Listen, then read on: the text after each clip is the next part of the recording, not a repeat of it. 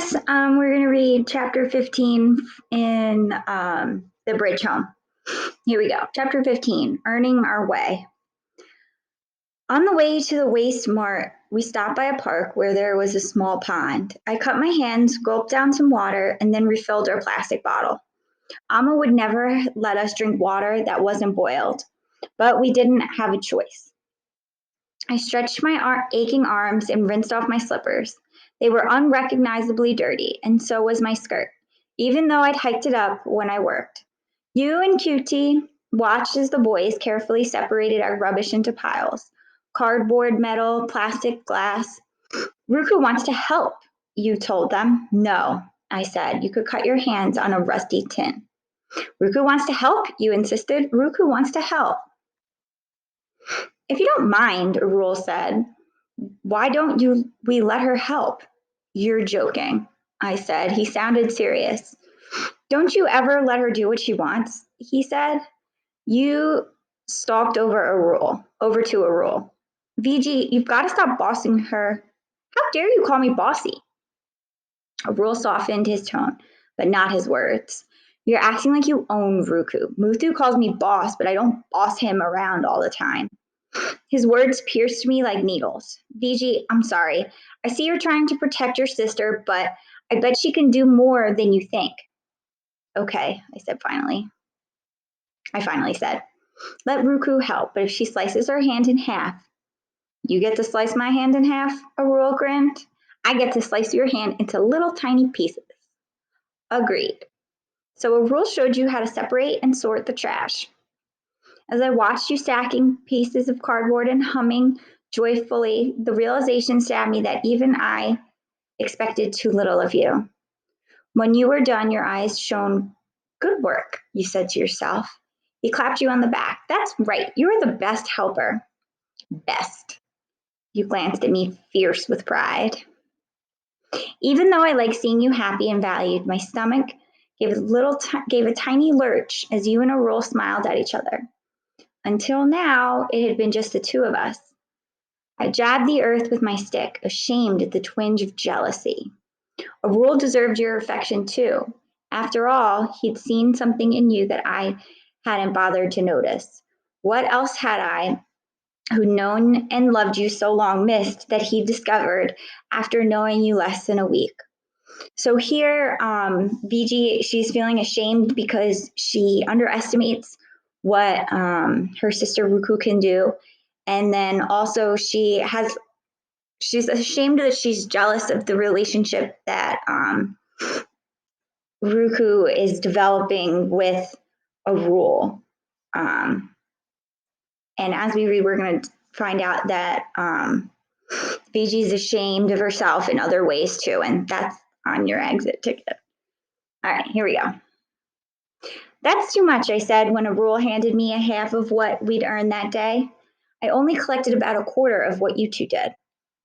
If I was too ill to collect anything tomorrow, what would you do? Arul said. I'd share everything we had, I said. So whatever money we earn belongs to us. Equally, right? Arul said. That's how it's been with me and Muthu, and that's how we like it. Right, boss, Muthu said. You want to stick with us? You play by our rules. I felt too trembly to say thanks. A good kind of trembly, not weak and fearful, like when we were home. The rupee notes, that's their money, we'd earned were crumpled and dirty. One of them was torn at the corner. Another had a brown smudge running across Mahatma Gandhi's face, but they looked beautiful to me.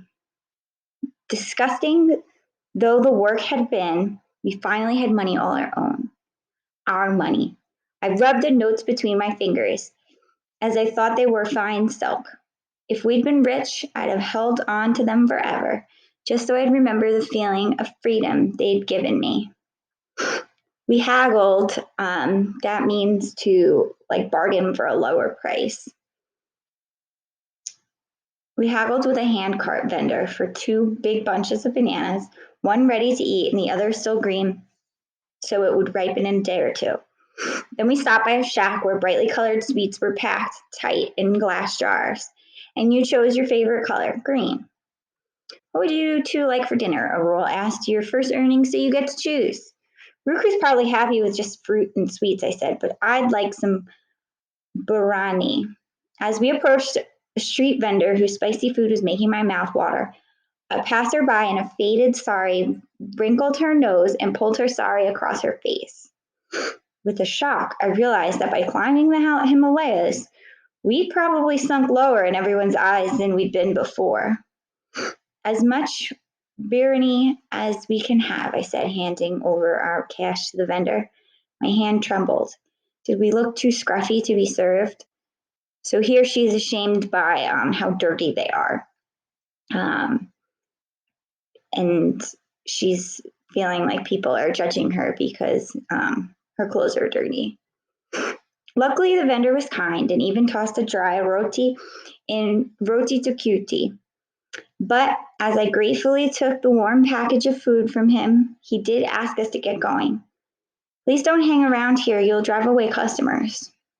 You and the boys hurried back to the park with QT, but my feet dragged. Could we ever recover enough to clean ourselves up and go to school? Or was that dream as impossible as pretending the trash dump was a treasure trove? What are you waiting for, Akka? The food's going cold, Muthu said as he settled down on a bench to eat. Arul's done praying. I slowly rolled the spicy yellow mixture of rice and vegetables and meat into little balls with my fingers, then licked the sauce off my hands. You happily sucked on your sweet. QT scarfed up a bit of food that fell from Muthu's fingers. Dusk was falling by the time we returned to our bridge, and I was glad. The darkness hid the dirt stains on my clothes from view.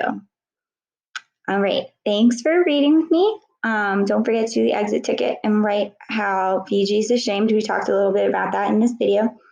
And I will see you for chapter 16. Bye.